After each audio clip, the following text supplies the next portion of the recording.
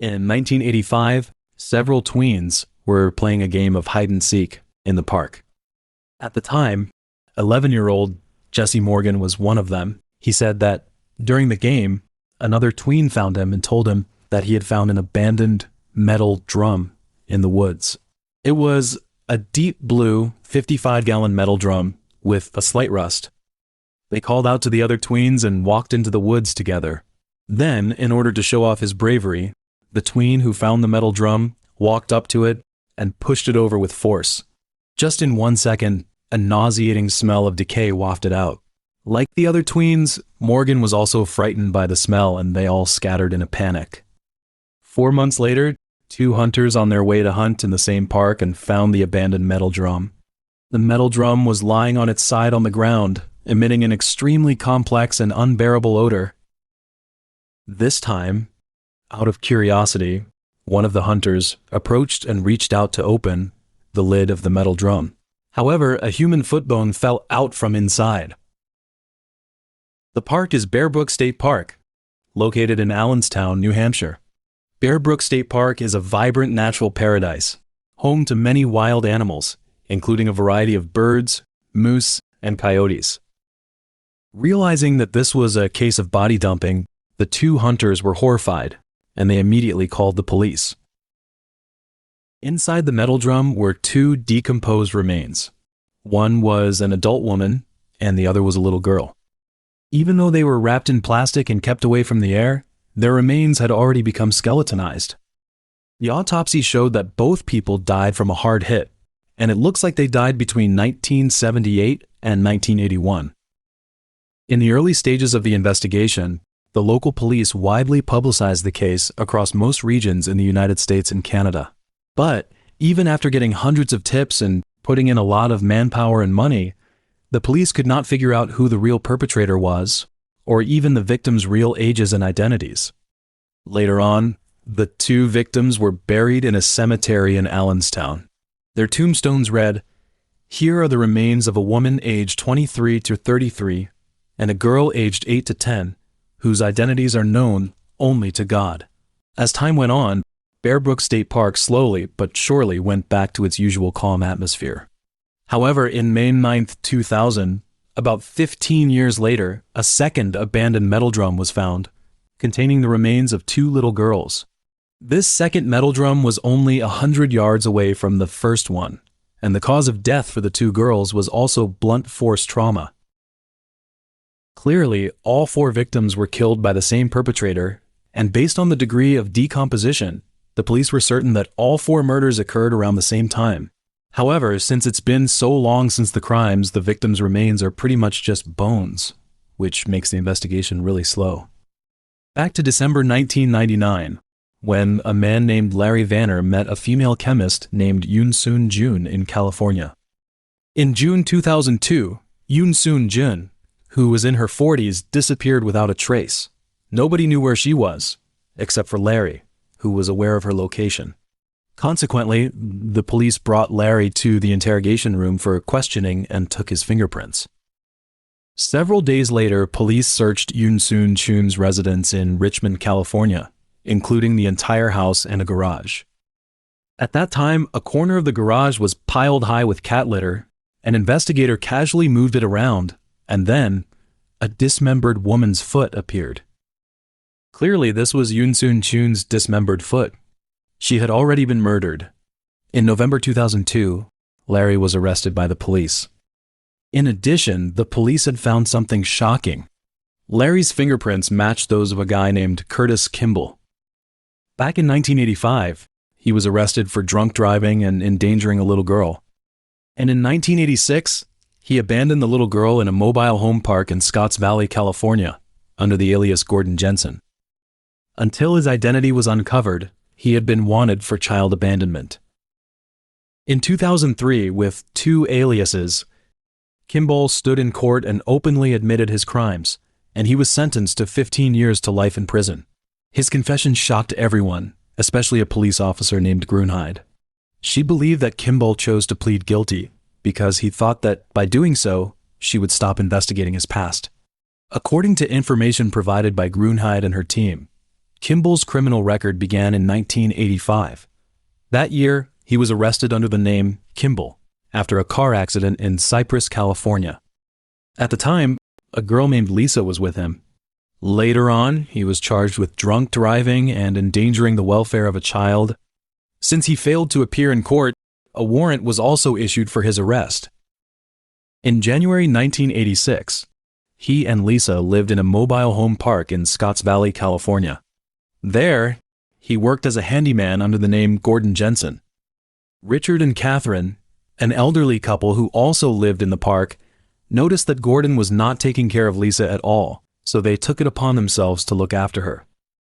Later on, the couple wanted their daughter to adopt Lisa and took her to Southern California. However, there Lisa revealed to them that she had been abused, so the elderly couple called the police. In June 1986, the man escaped from the mobile home park in the name of Gordon, and the police issued an arrest warrant for him. In March 1989, Kimball, alias Gerry Mockerman, was arrested and sentenced to 3 years in prison because his fingerprints linked him to Gordon. He was released on parole in October 1990. Later on, in 1999, he reappeared in California under the name Larry. In 2003, Lisa, in her 20s, approached the San Bernardino County Sheriff's Department, hoping to find her biological parents. Initially, everyone assumed that Kimball was her biological father, but DNA testing confirmed that Kimball was not her father, leaving the case at an impasse.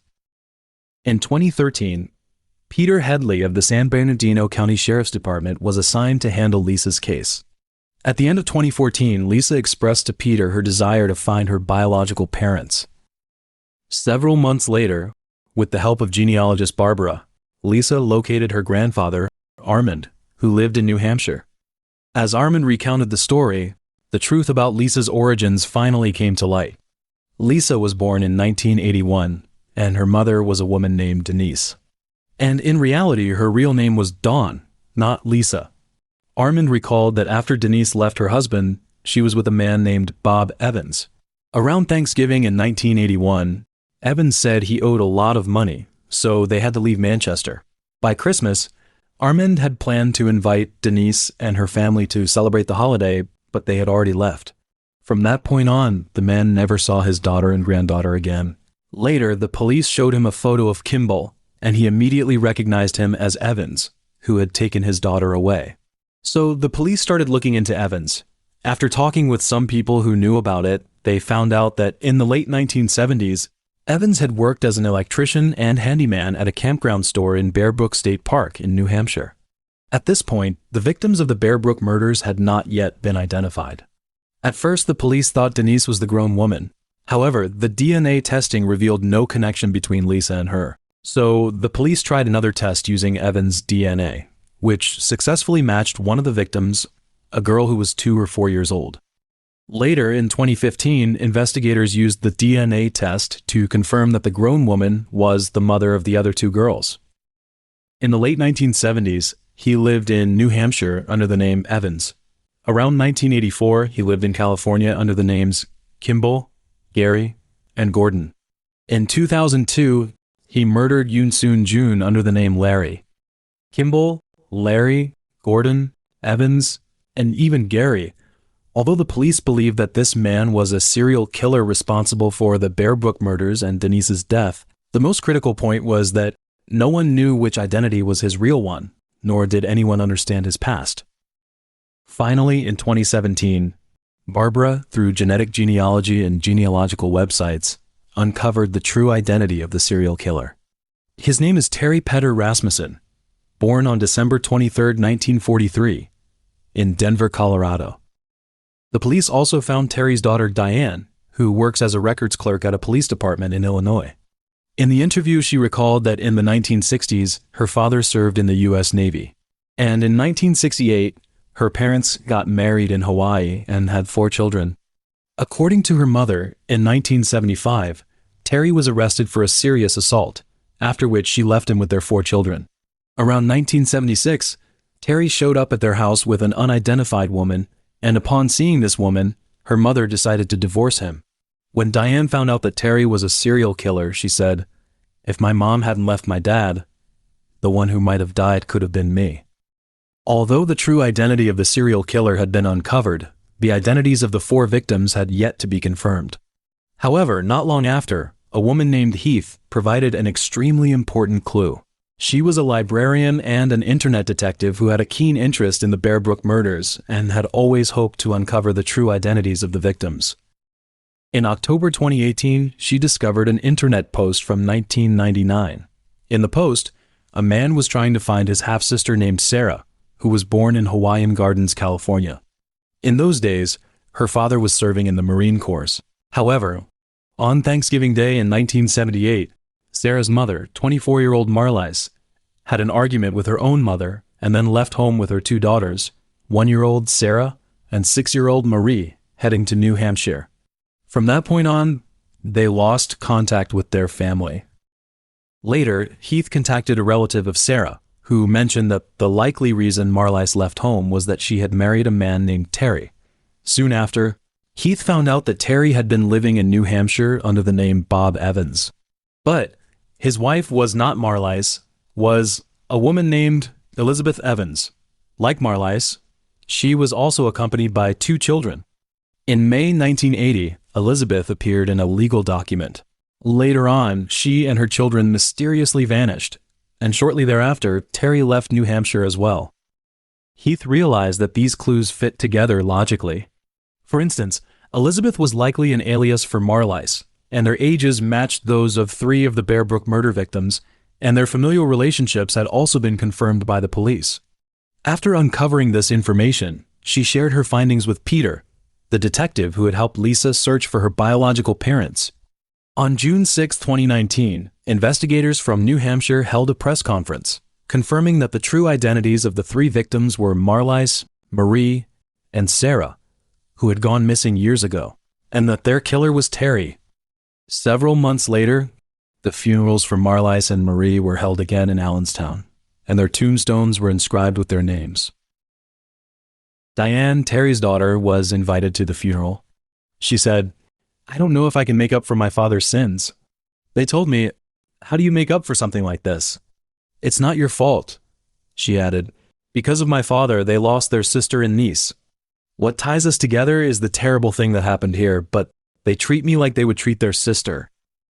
Sarah was buried in Connecticut, closer to her father's family. And although we all knew the 4th victim was Terry's daughter, her identity remained unconfirmed until this year, when a team of genetic genealogists, through advanced DNA testing, genealogical analysis, and birth records, finally identified the 4th victim as a girl named Ree, born in 1976, whose mother was the long-missing Pepper Reed. This woman, Pepper, was last seen around Christmas in 1975. Before she had given birth to Ree, she left Texas secretly without informing her family. And based on timeline, her time of death is around the end of 1976 or 1977. Even though the truth came out, Terry had already died on December 28, 2010, in the High Desert State Prison. Over the years, he had been involved in murders, kidnappings, and deceptions across multiple states under various aliases. Looking at the many murders he committed, it's clear that he didn't target strangers. He just went after women and children who believed in and loved him.